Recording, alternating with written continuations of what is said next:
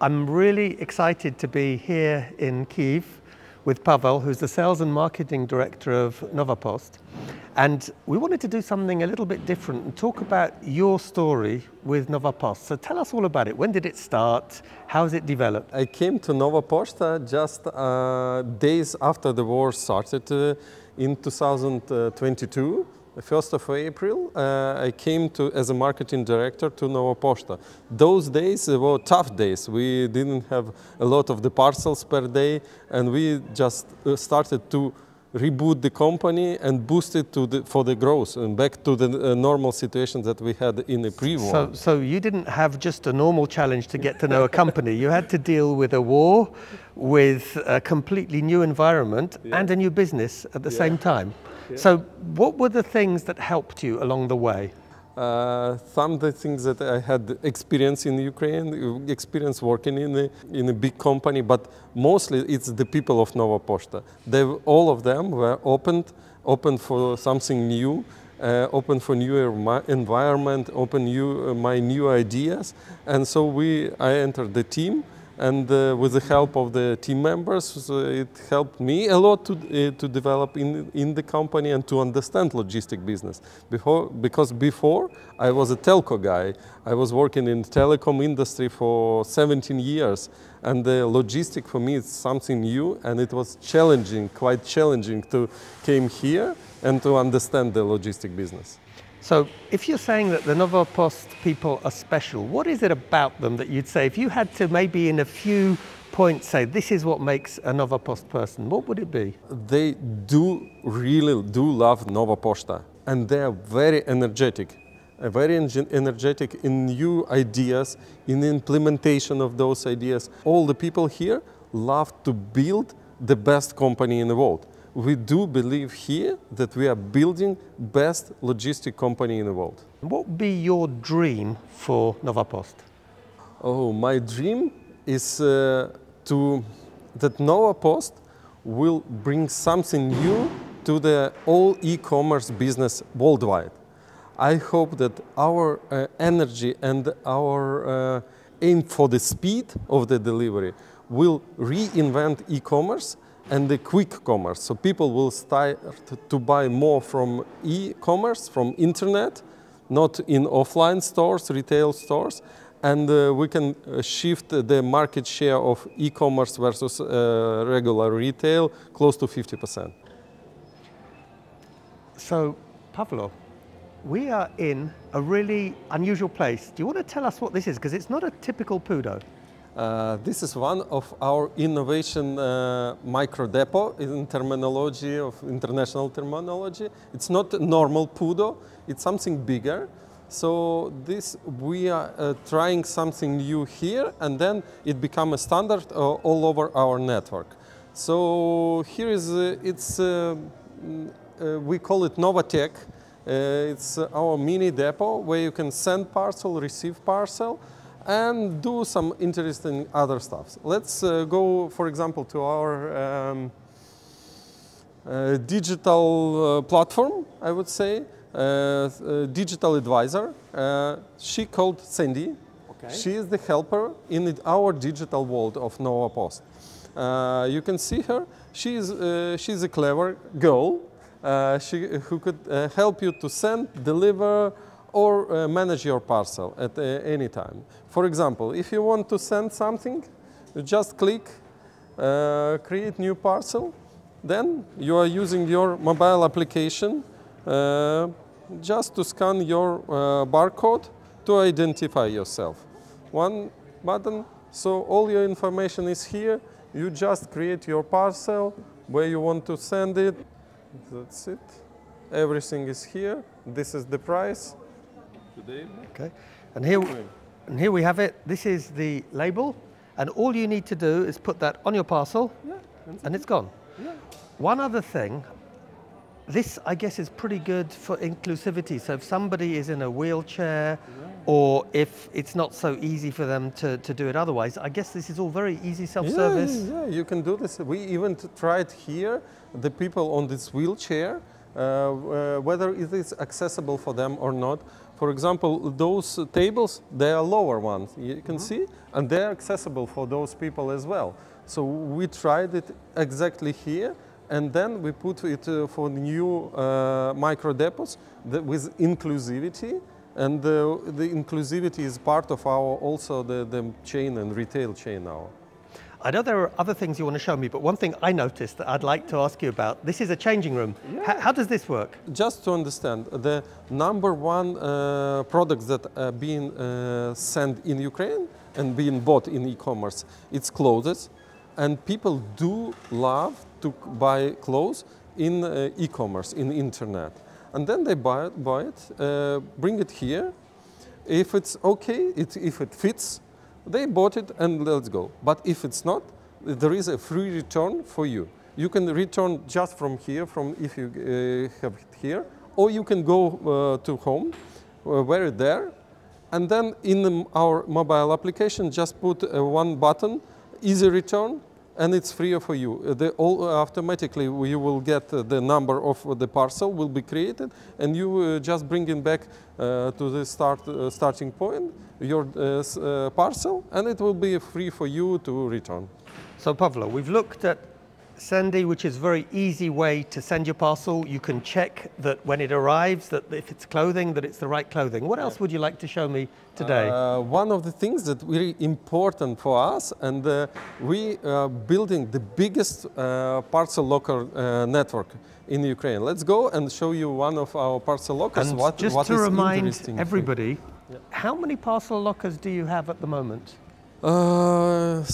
Today, information for today, we have 26,000 parcel lockers already in Ukraine. And we are building them even more. So 26,000, just to put that in perspective, the biggest locker network that I'm aware of in Europe is the InPost network in Poland, which I think is very close to that. We need to check the figures, but I suspect you might be just ahead. Yeah. Oh. Unfortunately, error alert.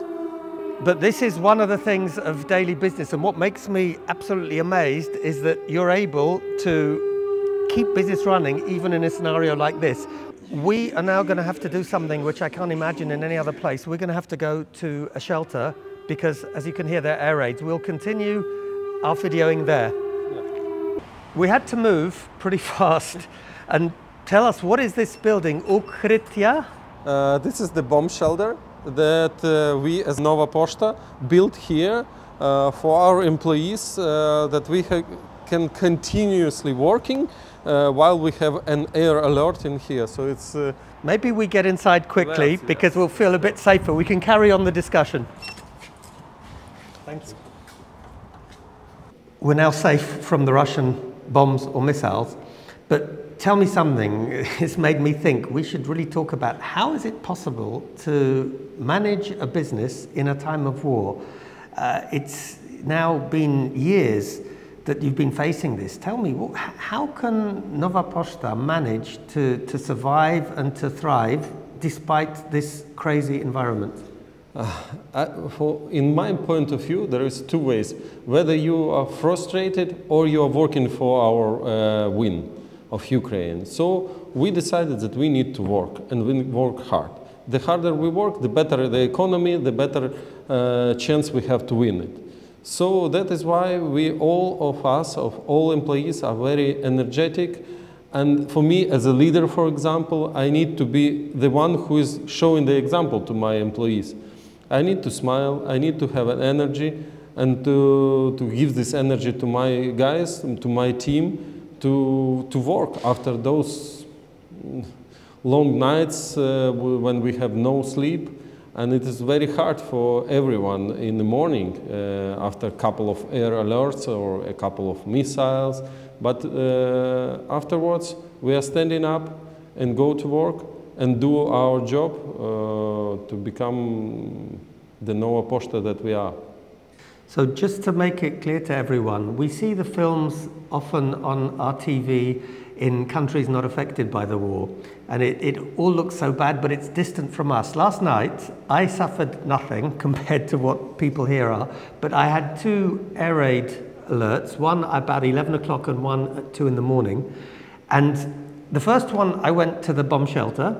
The second one, I started thinking, you know, by the time I'm there, what's going to happen? I didn't sleep very well, but this is every night, every Ukrainian person has to take those sort of decisions. Yes, unfortunately, yes. I should make those decisions for myself, for my family, for my kids, and the normal daily life for my daughter who is going to school. Is if the air alert is happening during their process, they have 2 minutes time that they need to go to the bomb shelter under their school, and then they are continuing to their teaching process over there. Pavlo, are there any examples of particular courage that you have seen over the last few years, or examples of particular resilience? I can see resilience everywhere, but something that you think of and you say, "Wow, this is something that is amazing." For me, it's the help of the community. The way how the Ukrainians is surviving right now, it's how they are helping each other. Each time after air alert, what each Ukrainian do is go and donate to someone in need. Because nowadays, everyone in need. Everyone has someone in the army whom you are helping to. There is other people who need in need right now. So same way, we have a community in Nova Pošta. The guys who are already in the army right now, we are helping them. I would not say that it's a courage, but this is the thing that is helping us to become Ukrainians and to help each other. The courage, of course, nowadays, most of the courage has the soldiers that are up front. And our job is to help them. I think our courage is, as a Nova Pošta, we are working close to the front lines. We have our PUDOs, I think, up to 9-10 kilometers away from the front line. And we are bringing our parcels over there. In the days after the Kherson came back to Ukraine, just the next day we were there with our mobile depot, and we were giving up the parcels to the people. And for people, they come back of Nova Pošta to the Kherson, it was some kind of the liberation day, the signs of liberation. It's part of normal life. If Nova Pošta is working there, then there is a life over there. So here you have it, incredible solidarity. I find it hard to choose the right words for what I've seen here in terms of the courage, the togetherness in a very difficult environment. My only hope for Nova Pošta, for the Ukrainian people, is that this terrible war ends soon, and that we're able to meet here, not in a bomb shelter, but to celebrate the future together. So this is quite an interesting parcel locker. It seems to have a Christmas theme. Tell us a little bit more why we're here. So this is the part of our Nova Tech Hub. So we're testing some different technologies over here. Also, as we have a quite big network of parcel lockers, we decided that 10% of our parcel lockers will have a custom view on them. So we can customize it. This is part of our winter marketing campaign, delivery of fairy tale. Okay. We brought it here just as part of the campaign to test some things. Like we are testing currently the advertisement on our parcel lockers that we are selling to, for example, to Rozycki. So we just tested how it works here, there, and so on. So Rozycki is a very big e-shop from Ukraine, and I'm pleased to see there's a brand that we know in Poland as well, OLX. Which is also on this locker.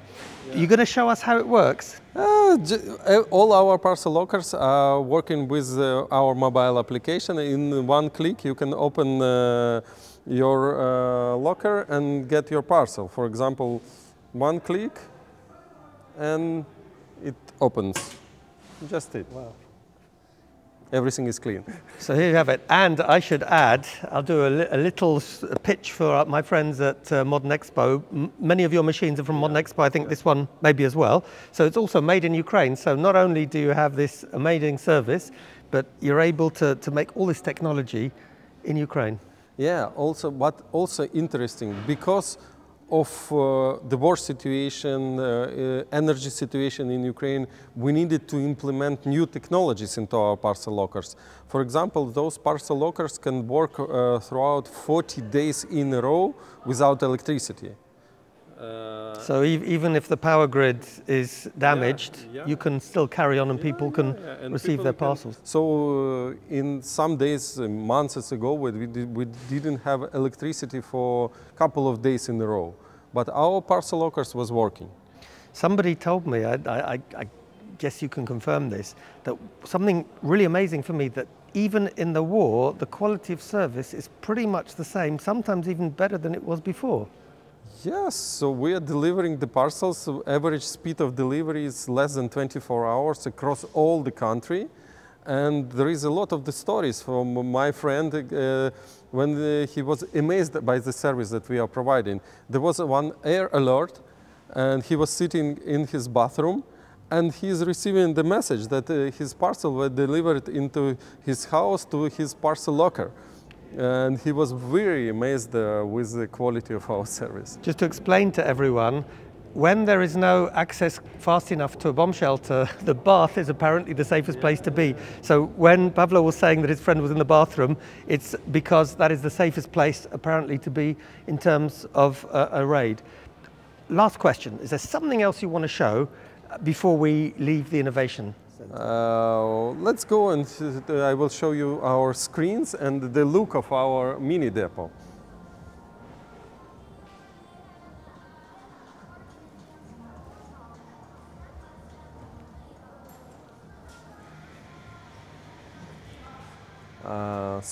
This is most of the typical looks of our mini depots, and you can see the digital screens that we put on top of it.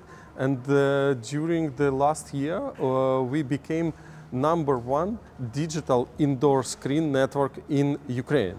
And we started to use those screens for our advertisement. You can see prices, advertisement of our services. But the next thing that we started to do is to sell advertisement over there. And now we have big brands that are coming to us and paying us money for the advertisement in our mini depots. It's amazing. So I think this has been a really interesting story. This is the innovation that Nova Poczta and Ukraine have been able to achieve in a very difficult environment.